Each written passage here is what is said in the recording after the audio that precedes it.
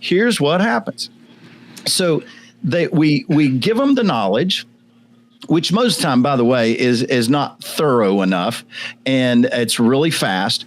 We put them in the position, and then a few weeks later, they come to you and they go, you know what, Aunt Rusty, I'm really busy. My schedule changed. I'm not going to be able to keep this commitment. and what we do is we look at them and go, I knew they weren't committed. They got a commitment problem. No, they have a confidence problem. Hey, have you ever heard of that worship leader named Brandon Lake? He's got a lot of huge hits out there right now that a lot of us have been singing for probably many years. It just so happens his dad is an expert at leadership.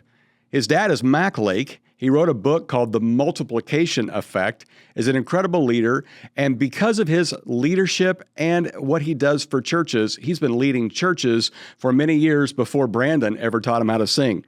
Well, Mac Lake has such great content on helping us develop leadership pipelines in your church. And if I know you, if you're a leader in the church, you're probably thinking, we don't have enough people to do the work that needs to be done. Or we got all these people, we're just not sure how to organize them or how to develop them. Mac's going to help you do that. So on today's podcast, you get to hear from leadership expert Mac Lake, and we'll talk a little bit about his son as well. I know you're going to be blessed because of this. Thanks to our sponsor for making this all possible. And I want to let everybody know, if you would like to go to Greece, the country, and enjoy the travels of walking through where the Apostle Paul went.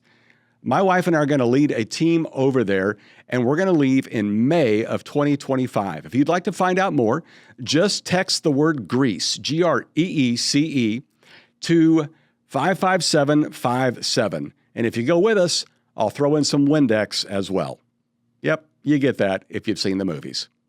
Here we go, my conversation with Mac Lake.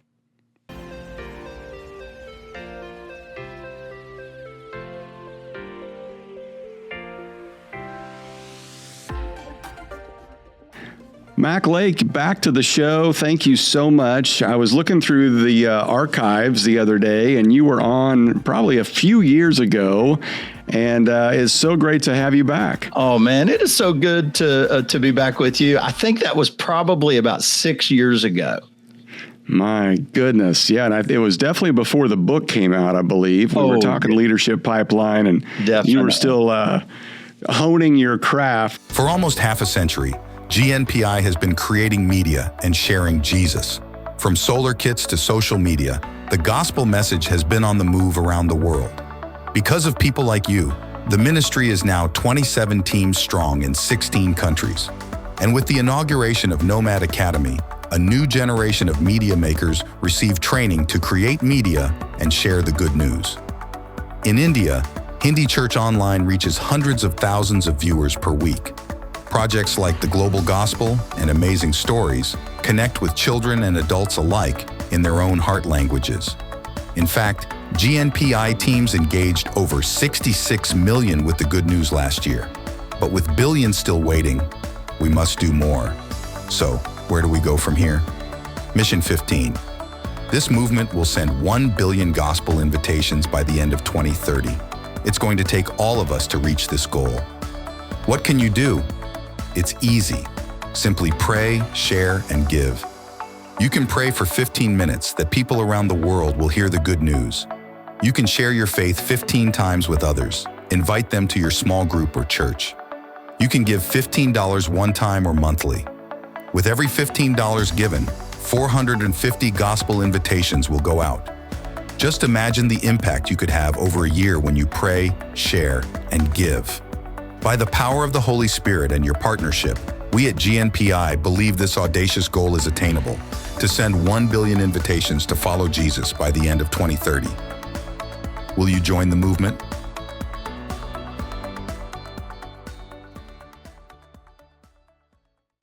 So for our listeners who don't know you, tell us a little bit about yourself, where you're from, and how you got into what you're doing today.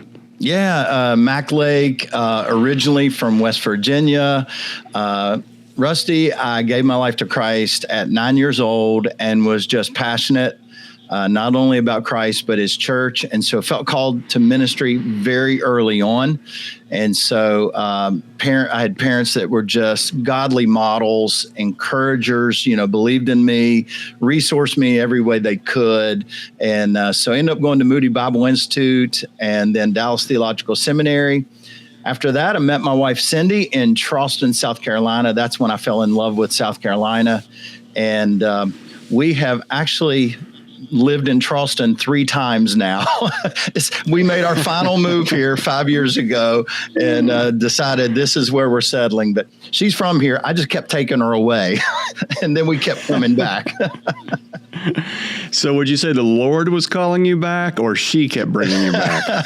The Lord did call us back, and each time he did, she was glad and her parents were glad. Oh, that's great. Well, I know kind of what you're doing now, and we'll get into that in just a second, but tell us a little bit about your vocational background. Did you serve in the church? How did you get to where it is that you are today as far as occupation, and what led you to do what you're doing? Yeah, when I got out of seminary, I never wanted to be a senior pastor. I wanted to be that number 2 support guy. And so I started out in ministry in Pawleys Island, South Carolina. I was an associate pastor, and I got to do everything. I mean, I had my hands in a little bit of everything, and I loved it because it gave me a breadth of experience across every ministry. And that's when I fell in love with leadership development, really. Or I didn't really fall in love with it. There's when I discovered my need for it. And then surprisingly, God called me to plant a church. And so that church sent me to Myrtle Beach, and 7 years later, and I planted Carolina Forest Community Church. And that church is, oh goodness, over 25 years old now, and doing great, and so proud of them. And then again, a surprise move, a divine interruption in my life. And I ended up in a conversation with Greg Surratt at Seacoast Church, and had the opportunity to go there and serve as the leadership development pastor in the early stages of their multi-site journey, and just help with leadership development and developing campus pastors. And that, Rusty, that was my my experiment room. It's where I began to experiment with different things with leadership development and fine tune some things. I learned a ton there. And then God called me to plant a church planting network. And we did that. And 5 years into that, the North American Mission Board came to us and said, man, you got the best church planting system that we can find, but we know you don't have a ton of money. We don't have a system, and we've got tons of money, and we feel like it'd be a good marriage. So we ended up giving over our network, launch network, to the North American Mission Board, and that was 12 years ago, and they're still using that system today. I went to work for them for a while. But then eventually the leadership development, leadership pipeline stuff was just taken off. And that's where my heart and passion are. So my team at North American Mission Board, they were doing great. So that's when all 3 of our kids moved to Charleston. And we were in Atlanta. And I told Cindy, I said, hey, you followed me my whole career. You've moved based on every call I've had. I'm going to go start a company. And let's go be grandparents and live near our kids. And so we moved here 5 years ago and loving it. Wow. Well, that's a wild journey. I love that idea of, acquiescing to your wife's vision as well, which always involves the grandkids. And we were talking before we clicked record, and if you don't mind sharing a little bit about this journey, the idea of you having grandkids, it wasn't always something you thought was possible because you didn't think you'd have kids. Right. Tell us a little bit about that difficult journey you and Cindy went through and just kind of what the Lord did there. Yeah, it was crazy. When I married her, her number one calling was absolutely clear to be a mom. That was her passion. It was her gifting. And so we got pregnant a couple of times in the first 5 years of our marriage, and we lost 2 of those. And the first 2 we lost. And then while we were at Dallas Seminary, she was like, I want to try again. I want to try again. And I was scared and she was scared. But God just made it clear for us to try again. And so we did, and we had Brandon. And then she was like, I want more, and so we prayed and we tried again, and we lost 4. And it was brutal. The doctors told us, don't try anymore. Something's wrong. This is it. You're only going to have 1. And Rusty, I was preaching through the book of Joshua, and it's when they stepped into the Jordan River and the water backed up and they crossed into the promised land. And God just moved on my heart and said, try again. There's going to be a miracle. And so Cindy and I prayed about it, talked about it, and we said, let's try one more time. And if we have this child, we'll name that child boy or girl. We'll name it Jordan, after the Jordan River. That's our middle son, Jordan. And then after that, she was like, I want a curly-headed girl. And so we tried again and had Brianna. So Brandon's song that is out, Miracle Child, is one of his latest songs on his latest album, is really a tribute in part to that journey. Yeah, I never had put those things together. I've known you for a long time. I've listened to Brandon Lake's music, for years, and I never put the two together. So I heard that one day and then heard kind of the background, and I was just, well, that's just such a cool connection there, and happy for you in this season of life and what you're going through. And it's also a testimony to all of us about, just God's faithfulness, and so many out there who might be listening or are going through that journey right now of infertility and miscarriages and loss, and where is God? And I think I speak for you when I say that he was always there. Yep. Did you discover that? Oh, absolutely. Absolutely. It was the hardest thing at that point we'd ever been through. And, but his closeness, his grace, walking with us, and to know that we have 6 waiting on us in heaven is just the sense of anticipation of knowing that we have 9 children, not 3, and that we'll see 6 of them one day is just really, really special. Wow. Well, we could end on that, and that would be enough. But I asked you on here to talk about your book. I have a copy of it here for those watching on YouTube, The Multiplication Effect. This is such a great resource. I feel like, man, if I had this 20 plus years ago, it would have saved me a lot of drama, because in the church world, you're either looking for volunteers or you are a volunteer, right? You're always trying to recruit, because the church is not designed to pay everybody, to hire everybody to be the church. We're called to use our gifts and to serve.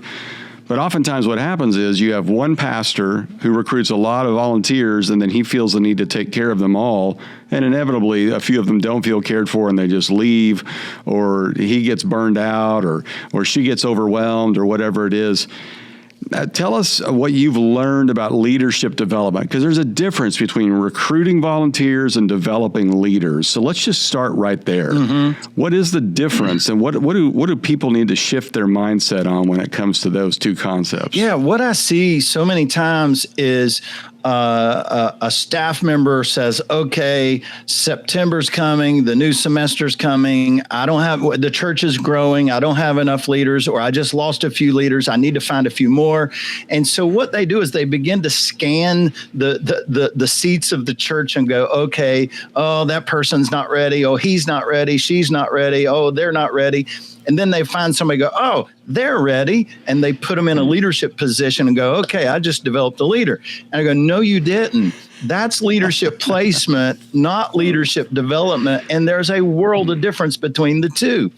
If you really did observe a church for a whole year and you watch their behaviors, just to assess what is their leadership development strategy? Most churches, their leadership development strategy is wait and hope. I'm going to wait and hope a good leader shows up so I can place them, instead of saying, hey, let's develop some leaders. And so many just don't do that, because what we do is we look at people for what they are today, not for what they could be a year from now if we poured into them. And that's what Jesus did. Jesus looked at these knucklehead teenagers and saw them for what they could be, not for what they were. And then he invested in them, and it was life-changing. When I think leadership development, and you just mentioned this, the word investment, everybody kind of has something come to mind. It could be, oh, that's right, I need to set them down in a class and educate them. Or I just need to give them a book. Here, read this book, or we put together this training manual. Glance over that before you show up, which is usually in the car on your way here. Right. So how do you describe development? What does that look like? Because we all learn in different ways. We all experience things differently. We all teach in different ways. Yep. When you say development, what goes off in your mind? Yeah, this is such an important question because pastors, leaders need to understand how change happens, how transformation happens. Transformation is the effect of three overlapping factors. There is knowledge. Okay, so I have to learn the skill that I need to learn in order to do that role. So I've got to read something, listen to something in order to learn that. But then the second factor is experience. Now I've got to put it into practice. So if I'm learning to swing a baseball bat, I better get in the batting cage and practice. Or if I'm swinging a golf club, go out to the driving range and swing 1,000 times. So you got the knowledge, okay, I know I'm learning how to swing, I'm practicing or getting the experience of swinging, but now I got to have a coach. And that's somebody who's watching me, observing me, and I'm watching them. And so that you put those three factors together, knowledge, experience, coaching, that's how transformation happens. What the church does, the church says, oh, knowledge is good enough. Knowledge is good enough. And so what they do is say, hey, let us lecture to you on the weekend how to lead a small group, and then we'll put you in and let you lead a small group and give you the experience without the coaching. Here's what happens. So we give them the knowledge, which most time, by the way, is not thorough enough, and it's really fast. We put them in the position, and then a few weeks later, they come to you and they go, you know what? Man, Rusty, I'm really busy. My schedule changed. I'm not going to be able to keep this commitment. and what we do is we look at them and go, I knew they weren't committed. They got a commitment problem. No, they have a confidence problem. People don't like to fail. And if they feel like they're failing, they quit because of lack of confidence, not because of lack of commitment. They want to succeed. They want to make kingdom impact and a kingdom contribution. But if they don't feel like they're succeeding in the role, they're just going to edge away from it because they don't feel like it's for them. Mm-hmm. And it's our fault, not their fault, because we didn't develop them. So, okay, take me to, back, you're planting this church. You've got, several hundred people showing up. You've got so many needs of recruiting people. What'd you look for? Because, yeah, you'd love to find that diamond in the rough and develop them into something great a year from now, but you need someone tomorrow. You need someone today. So how did you look for that? What qualities were you looking for that you could say, I see something in you, or as a phrase we often say, I see in you. Yeah. Was it just you started with availability and then started kind of giving them small opportunities along the way? Yeah, I look for teachability, integrity, and passion. And so if they're teachable, fantastic. You can work with that. If they've got integrity so that they don't lose authority as a leader, if they have some integrity and people follow them, then I look for that. And then do they have a passion? Are they passionate about that area? Are they passionate about Christ? Are they passionate about leadership? And so you find somebody like that, and then you begin to walk with them and develop them over time. Oh my goodness. One of the first guys I ever developed, Roger, he came to me in my small group and he's like, Mac, I want to do what you do. I said, what do you mean you want to do what I do? I want to lead a group the way you do. We love each other. We're serving together. Life change is happening. There's such great community.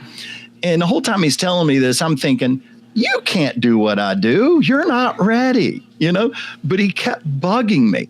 And so finally I was like, all right, Roger, here's what we'll do. You show up 15 minutes early and plan on staying 15 minutes late every Friday night for group. He shows up the next week, 15 minutes early. I said, Roger, one of the most important things you can learn is how to build biblical community.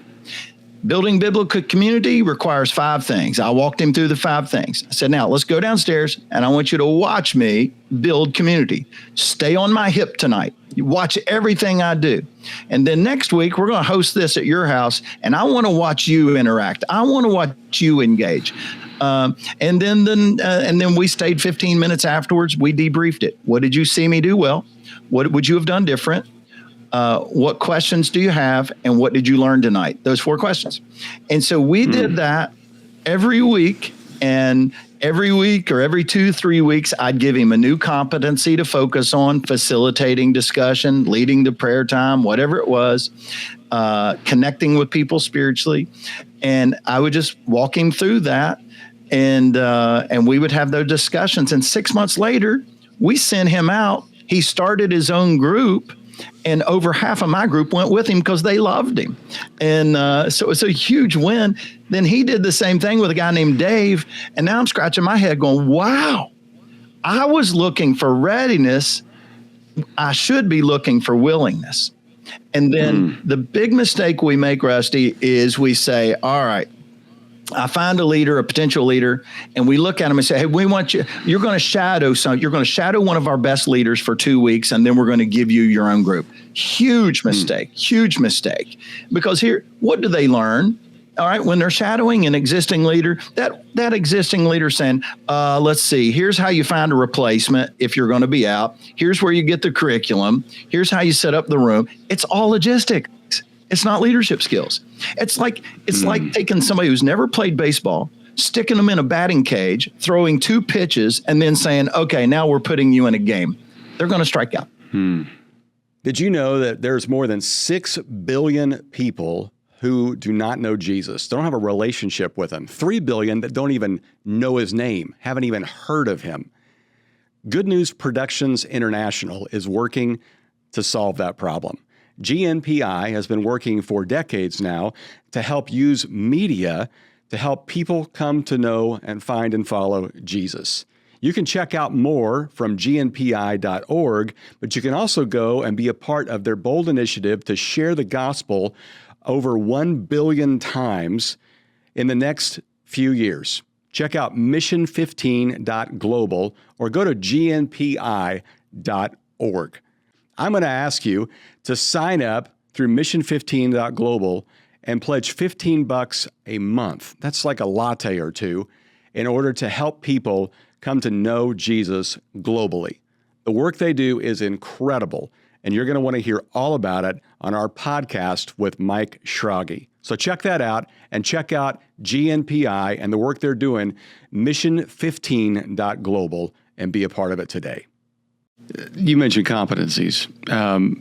This is where I think a lot of us get hung up because we overestimate or underestimate what people need to know. You just mentioned this to some degree of, this is how you do it. Now go do your own.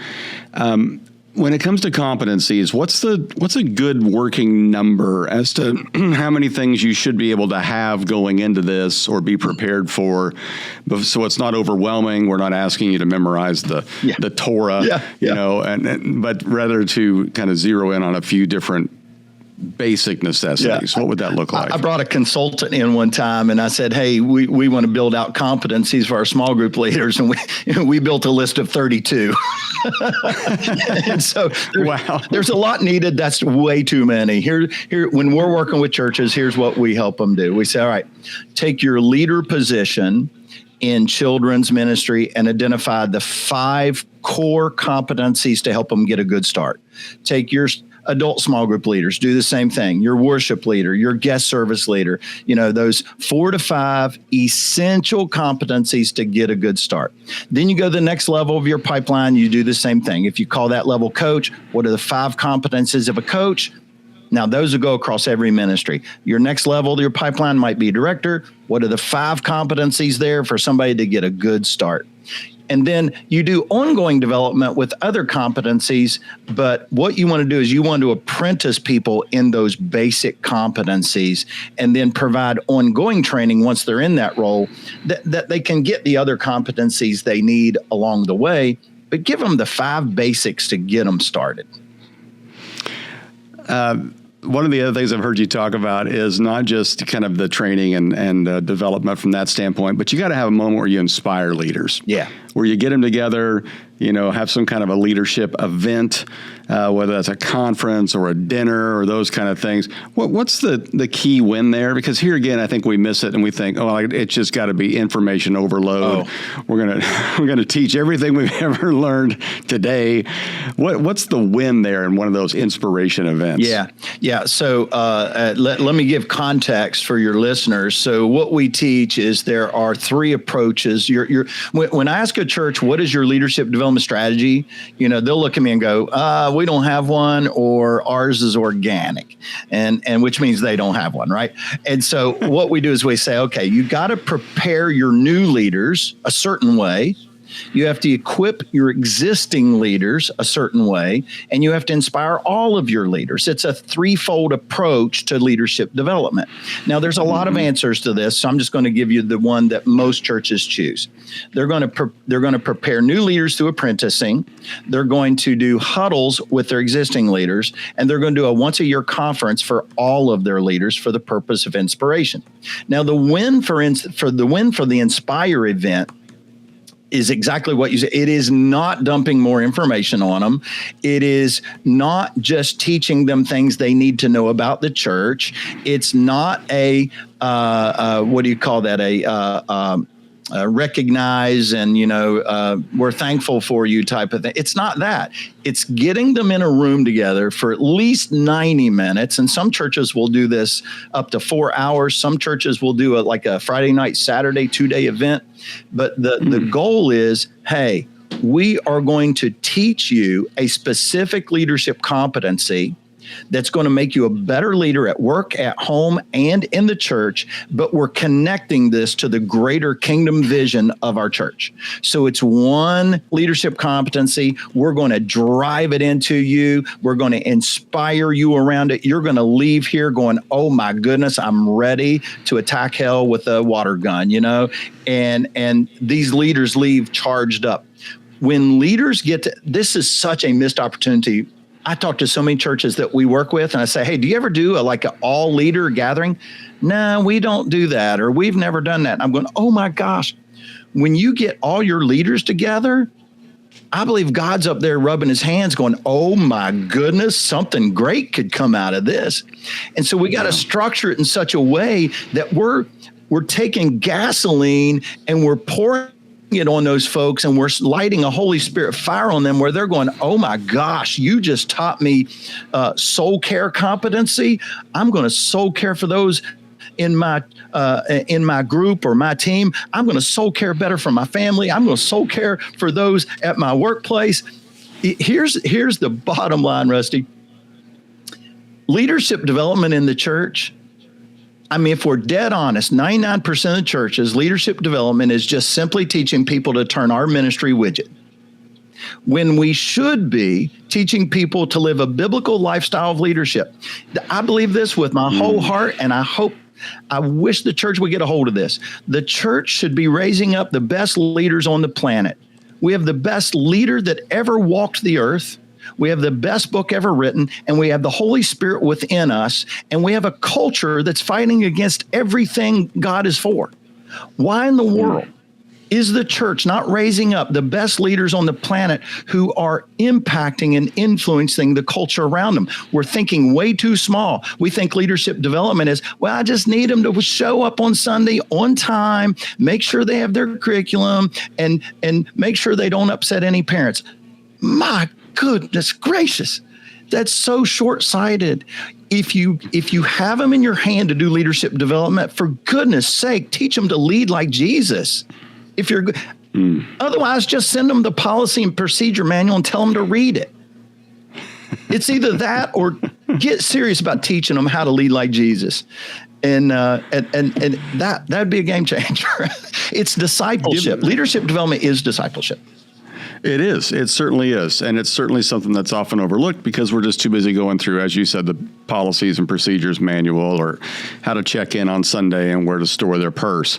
So let's get into, I want to just rapid fire based on what you know and what you've seen other churches do that do this well. Give me 5 to 7 leadership competencies that benefit the leader in all aspects of their life. Yeah. Not just on Sunday morning, but at their work, at home, as they lead themselves. Go ahead. Yeah, I'll give you some from my book, Leading Others. So that book has 8 leadership competencies. It's designed to be a discipleship experience where an existing leader raises up 2 to 3 other leaders. And here's what they're going to learn. They're going to learn how to disciple others. They can apply that at work and home. That's the number one. I made that the chapter number 1 because there's not enough people that know how to disciple. So that's chapter number 1, teaching our leaders how to disciple. Then there is providing feedback. They could apply that in every aspect of their life. There's a chapter on facilitating discussion. Imagine you learn that and you practice that around the dinner table with your family or going to lunch with your coworkers. There's a chapter on problem solving. Who doesn't encounter problems? There's a chapter on team building.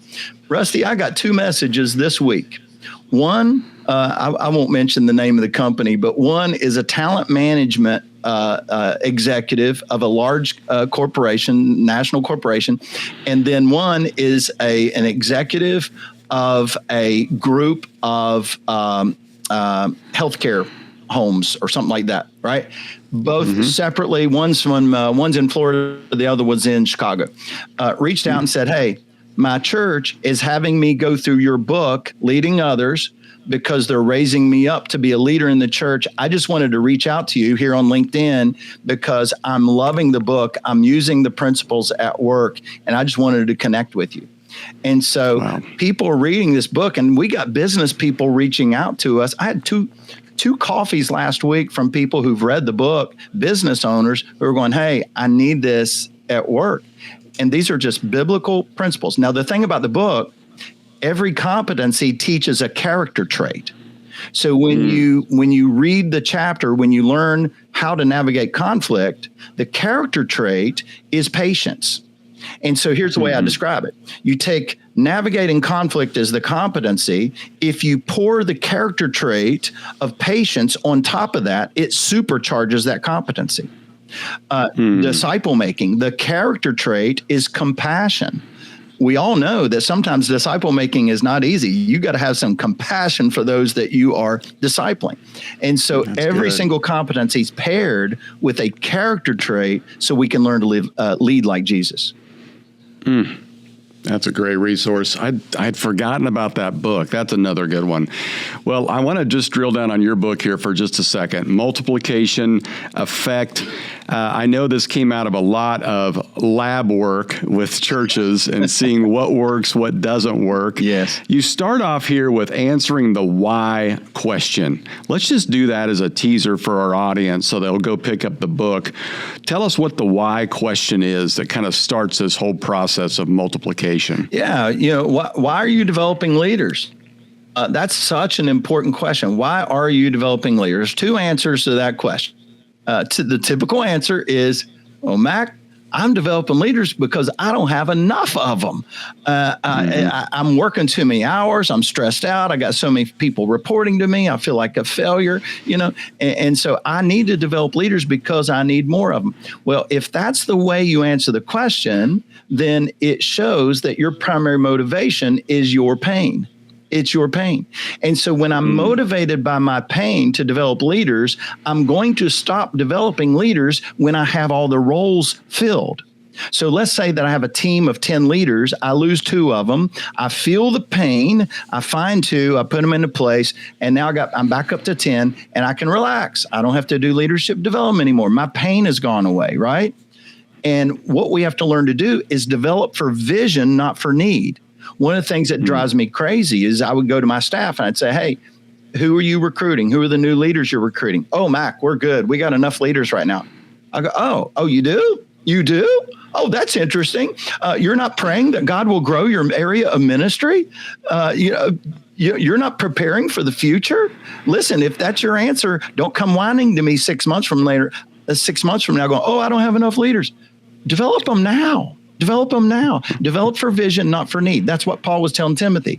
Things that I've told you, give to entrust to reliable men who will teach others also. He was telling Timothy, develop for vision, not just for need. And so the real answer to the question is, why are you doing leadership development? Why am I doing leadership development? I can't help it. When I look around, I see people with so much potential, God-given gifts, God-given passion. Oh my gosh, we could leverage this for the kingdom's sake. I can't help it. And if that's your answer, it shows that your primary motivation is their potential, not your pain. Wow. What a great insight. Did you pick up on that after talking to a lot of leaders, or did you notice this in your own life first? I probably noticed it in my own life first, but where it really began to bother me is when I began to teach churches this process. And not one church has looked at me and went, we don't need this. Not one church has looked at me as I've taught them the leadership pipeline and looked at me and went, oh no, this doesn't make sense. Everybody, in fact, they look at me and they go, you know what? You're not that smart. Everything you're teaching us is pretty much common sense. You've just put it in a way that, organizes it, And so, that's right. Where I noticed it was people who said they felt the pain, but they weren't willing to develop an ongoing discipline of leadership development. And so leadership development should be a lifestyle, not a program.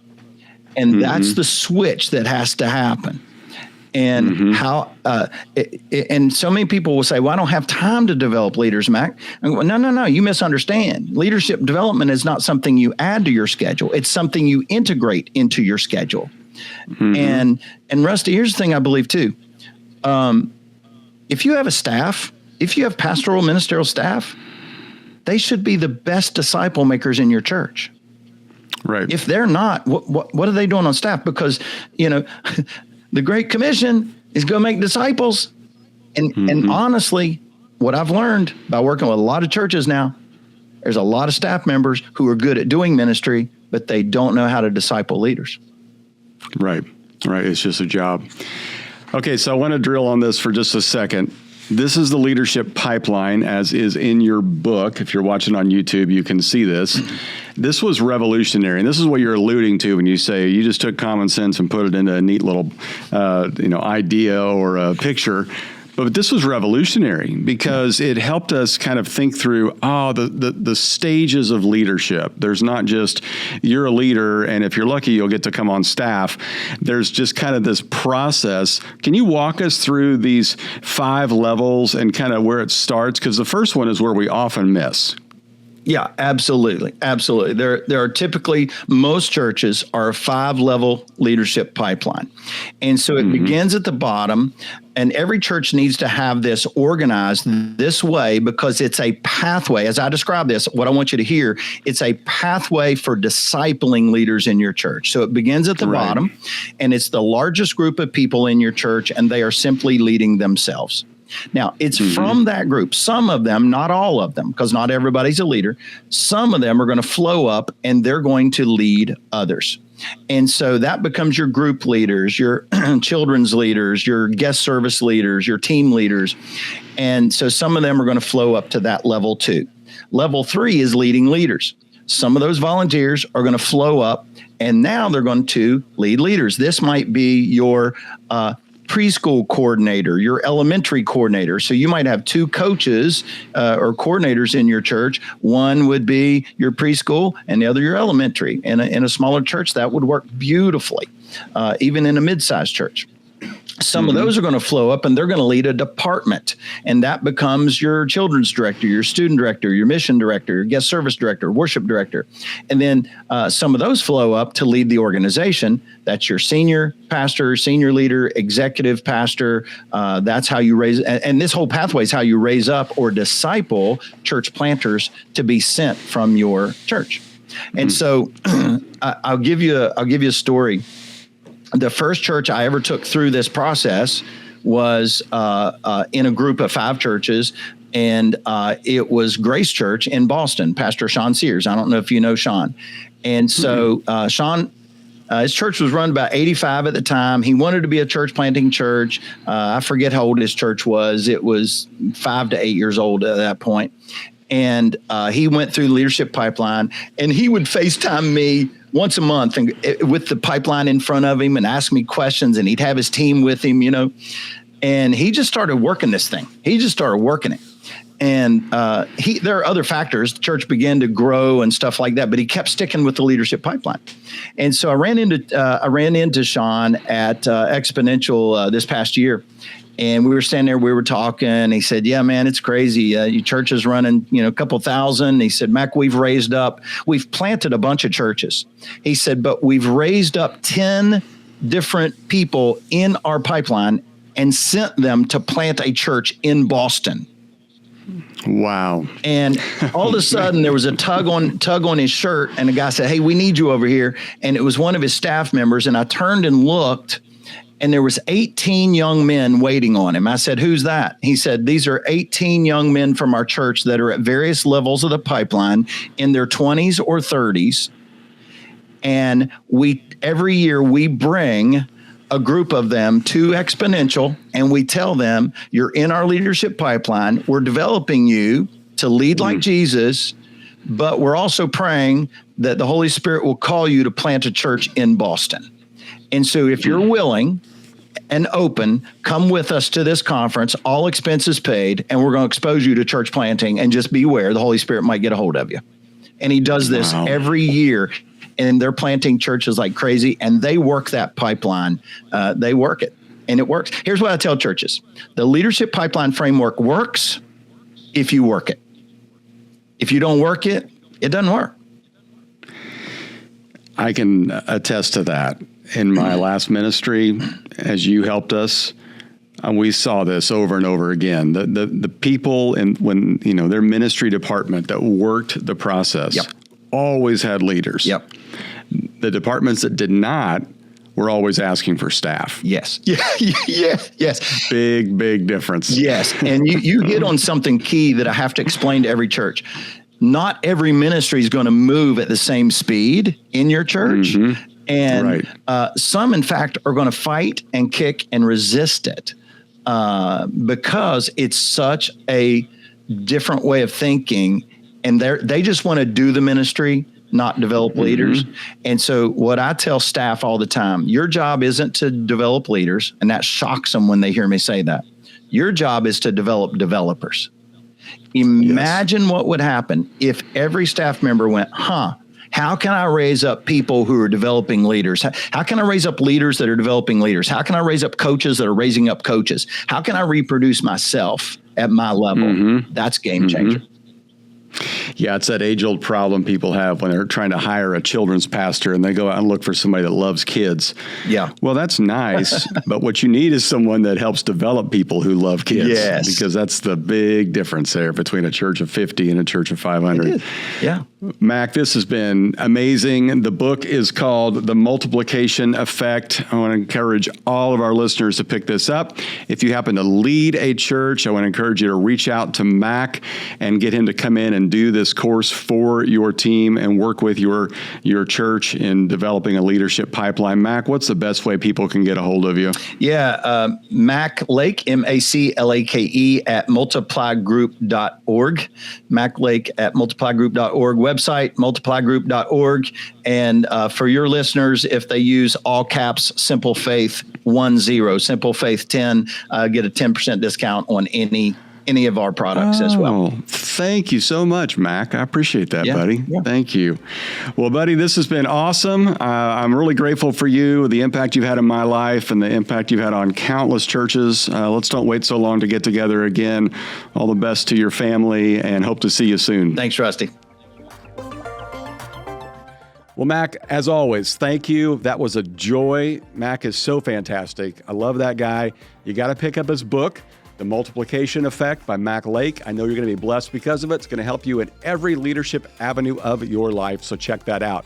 Hey, if this helped you, pass it along to a pastor or another co-leader, and it might encourage them. We've had our whole team here at Crossroads watch the video and listen to Mac so we can take notes on how we can better do this, and we're developing the leadership pipeline as we speak. Again, if you'd like to check out going to Greece with my wife and I and members from our church, we'd love to have you join us. You can text the word Greece, that's GREECE, to 55757 to find out more. Well, we'll be back next week with brand new content. Enjoy yourself, and as always, keep it simple.